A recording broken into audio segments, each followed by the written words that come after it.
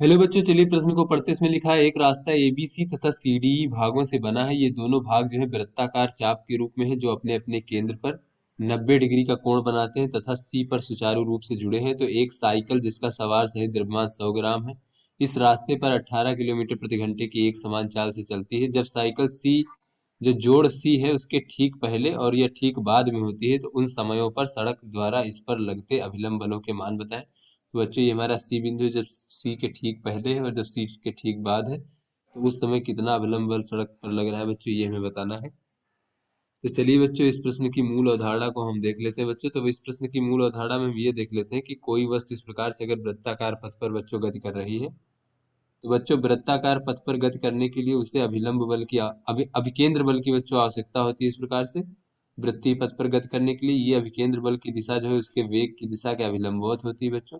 और इस प्रकार से ये आवश्यक अभिकेंद्र बल का मान होता है mv का वर्ग भागे r, जहाँ m इसका द्रव्यमान है, v चाल है और r वृत्तीय पथ की त्रिज्या है बच्चों। तो ये इतना अभिकेंद्र बल कैसे कैसे मिलता है बच्चों? तो अगर वस्तु पर वृत्तीय पथ के केंद्र की ओर कोई बल लग रहा है बच्चों, तो उसी बल के द्वारा जो है इसको अभिकेंद्र बल मिलता है वस्तु को वृत्तीय पथ पर गति करने के लिए। ये बच्चों किसी प्रकार का बल हो सकता है, चाहे वो अभिलंब बल हो या फिर बच्चों हमारा गुरुत्वाकर्षण बल हो या घर्षण बल, तनाव बल, बच्चों किसी भी प्रकार के बल से ये प्राप्त हो सकता है।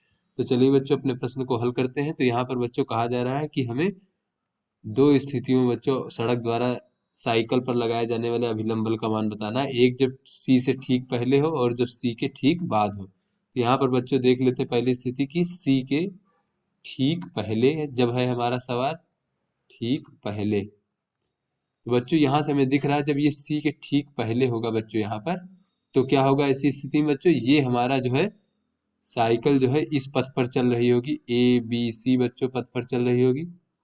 साइकिल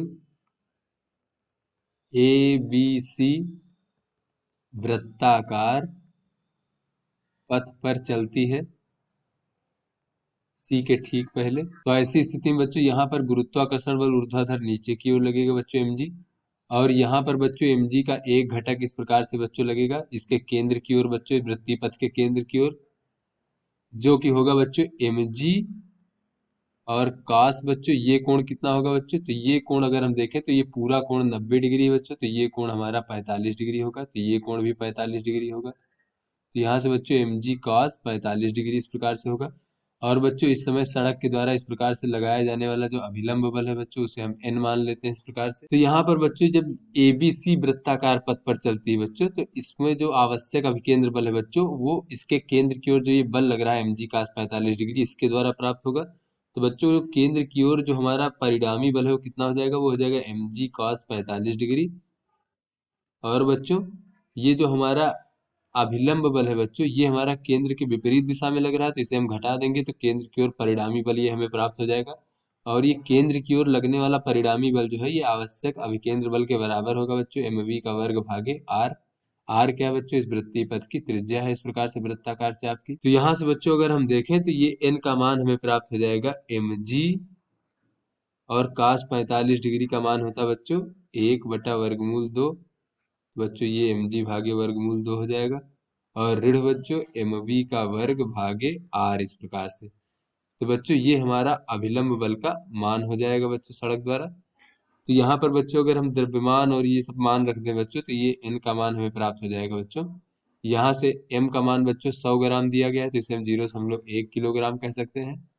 और ये चाल v का मान बच्चों 18 किलोमीटर प्रति घंटा दिया गया है, तो इसे अगर हम मीटर पर सेकंड परिवर्तित करें बच्चों, तो 18 को 1000 से गुणा कर देंगे मीटर में, और घंटे को सेकंड में करने के लिए 3600 से भाग दे देंगे, तो ये हमें प्राप्त हो जाएगा बच्चों 5 मीटर प्रति सेकंड। तो इस प्रकार से बच्चों अगर हम यहाँ पर देखें तो ये 0.1 और गुणे जी का मान 10 करेंगे बच्चों, तो ये 1 हो जाएगा, 1 भागे वर्गमूल 2। और ऋण बच्चों यहाँ पर 0.1 और 5 का वर्ग 25, तो बच्चों ये हो जाएगा 2.5। और भागे बच्चों आर। इस प्रकार से बच्चों ये हमारा अभिलंबन हो जाएगा। अब बच्चों दूसरी स्थिति देख लेते हैं कि सी के ठीक बाद क्या हो जाएगा। सी के ठीक बाद बच्चों, सी के ठीक बाद जब हमारी साइकिल होगी तब क्या होगा बच्चों? ये हमारा साइकिल जो है ये सी डी पथ पर इस प्रकार से बच्चों गति कर रहा होगा, इस वृत्ताकार पथ पर होगा। साइकिल